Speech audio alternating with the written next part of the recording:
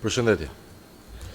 Edi Rama ka vendosur t'i shpall luftë vetë qeverisjes vendore përmes një projekti thellësisht antikombëtar dhe shkombëtarizues që cënon rënd parimet kushtetuese të decentralizimit dhe autonomisë lokale. Shkrirja e 15 bashkive nuk është një reformë territoriale që synon përmirësimin e shërbimeve publike apo rritjen e efikasitetit të administratës, por përqendrim i pushtetit vendor në duart e qeverisjes qendrore duke dobësuar komunitetet lokale, duke larguar administratën dhe shërbimet mjetike nga qytetarët dhe duke i kthyer bashkitë thjesht dhe vetëm në iniciativë të qeverisë. Ky draft nuk synon përmirësimin e pushtetit vendor, por ridizenjimin e hartës administrative për interesa politike dhe elektorale të Edi Ramës. Drafti është paraqitur një anshmërisht, pasi komisioni kishte mbyllur mandatin pa raport të përbashkët, pa votim dhe pa metodologji të verifikueshme. Në vend që t'i jap më shumë kompetenca dhe autonomi pushtetit vendor, projekti i Edi Ramës centralizon edhe më tej qeverisjen vendore në kundërshtim me të gjitha rekomandimet e Bashkimit Evropian dhe Këshillit të Europës. Nuk ka asnjë evidencë se bashkitë më të mëdha ofrojnë shërbime më të mira, nuk ka analizë të kostove, të ndikimit financiar apo të përfitimeve reale për qytetarët. Ky projekt është pra qartësisht antikombëtar, shpopullues dhe shkombëtarizues që thellon dështimin e reformës territoriale të vitit 2014, që godet identitetin, historinë dhe të drejtën e komuniteteve lokale për të vetë qeverisur, që bie ndesh me Kushtetutën e Republikës së Shqipërisë dhe standardet europiane të vetë qeverisjes vendore. Neni 13 i Kushtetutës përcakton qartë se qeverisja vendore ndërtohet mbi parimin e decentralizimit dhe ushtrohet sipas parimit të autonomisë vendore. Ndërsa neni 108 i Kushtetutës kërkon që organizimi i njësive vendore të garantojë vetë qeverisjen, funksionimin efektiv dhe respektimin e interesit të komuniteteve. Projekti i Edi Ramës nuk forcon autonomi vendore, përkundrazi e largon administratën nga qytetarët, e dobëson përfaqësimi lokal dhe rrit kontrollin e pushtetit qendror mbi komunitetet. Ky projekt bie ndesh qartësisht me Kartën Europiane të vetë qeverisjes vendore të ratifikuar nga Shqipëria.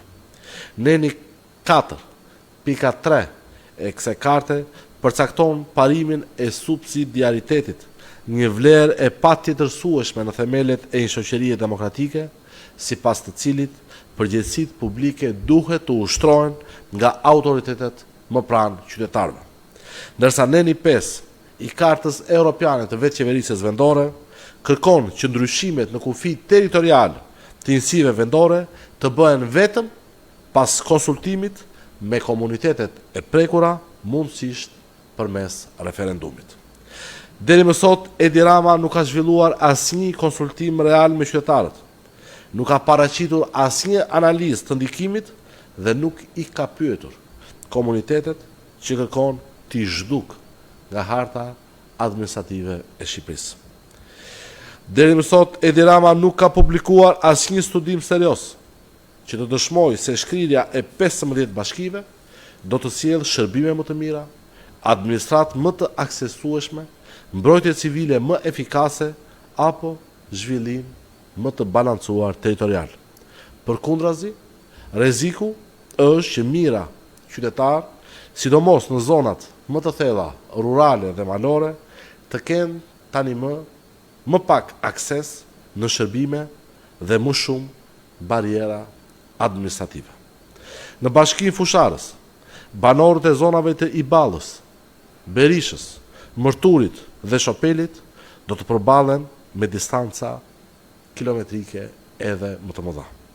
Në Poliçan, komunitetet e Tërpanit, Vërtopit dhe zonave malore të Tomorit kërkojnë një administratë pranë tyre dhe jo një largim të saj.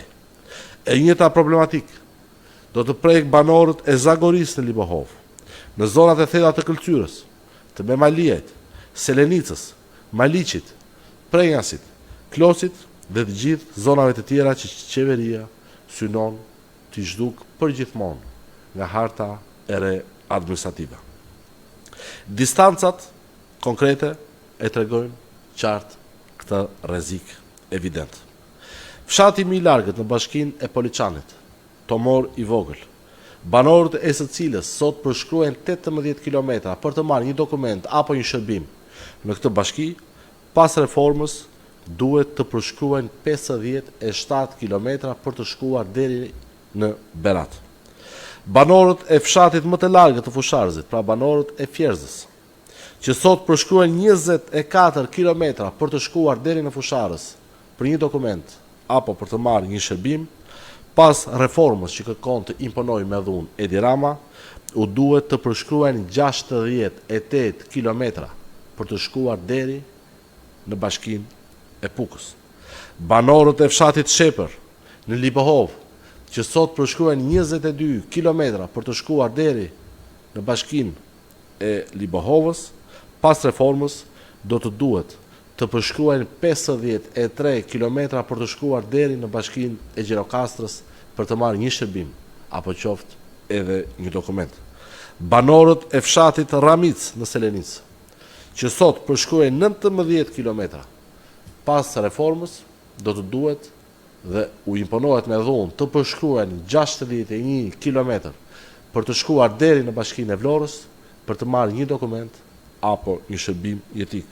Ashtu si kundër, banorët e fshatit Qesarat të bashkisë Memaliaj, që sot përshkruajnë 17 kilometra, imponohen me dhunë nga Edi Rama dhe detyrohen që pas reforme të përshkruajnë 24 kilometra për të shkuar deri në bashkinë e Tepelenës për të marrë qoftë një shërbim apo një dokument. Pra, a është kjo reformë që e afron shtetin me qytetarin, apo një reformë që e largon deri në torturë barbare qytetarin nga shteti, përfshi kostot e shtuara ndaj tij? Ku është studimi që provon se qytetarët do të marrin shërbime më të mira pas shkrirjes së 15 bashkive? Ku është analiza që garanton se administrata do të jetë më pranë qytetarëve, kur mjaftojnë vetëm këto distanca për të kuptuar se sa të merë, se çfarë kalvari do të duhet të heqin qytetarët nëse kjo reformë hyn në fuqi? Si respektohet në një katër i kartës europiane, kur për vetë qeverinë vendore, kur kompetencat publike largohen gjithnjë edhe më shumë nga autoritetet që duhet të jenë më pranë komuniteteve? Si do të respektohet në një 5 i kartës europiane për vetë qeverinë vendore, kur qytetarët nuk janë pyetur dhe nuk u jepet mundësia të vendosin për të ardhmen e institucioneve të tyre vendore? Si garantohet autonomia vendore e parashikuar dhe e sankcionuar në Kushtetutën e Republikës së Shqipërisë, kur pushteti vendor nëpërmjet këtij projekti ogurzi të Edi Ramës do bësohet edhe më tej? Ndryshimi i hartës territoriale kërkon domosdoshmërisht dialog kombëtar, konsultim real dhe respektim rigoros të kartës europiane të vetë qeverisë vendore dhe të Kushtetutës së Republikës së Shqipërisë. Një reformë e imponuar nuk ndërton konsensus, vetëm prodhon konflikt.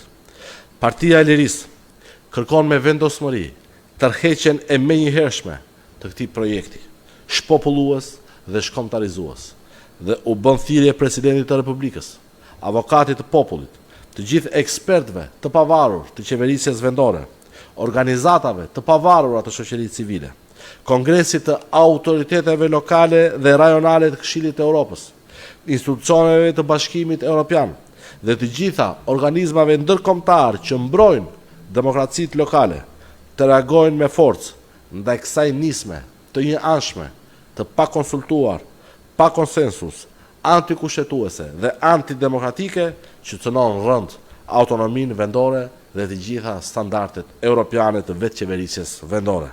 Bashkit nuk janë pronë e qeverisë. dhe nuk janë as vija në hartë që ndryshojnë sipas interesave politik apo elektoral të Edi Ramës, por janë institucione kushtetuese të qytetarëve që janë krijuar dhe duhet të ekzistojnë vetëm për të shërbyer atyre.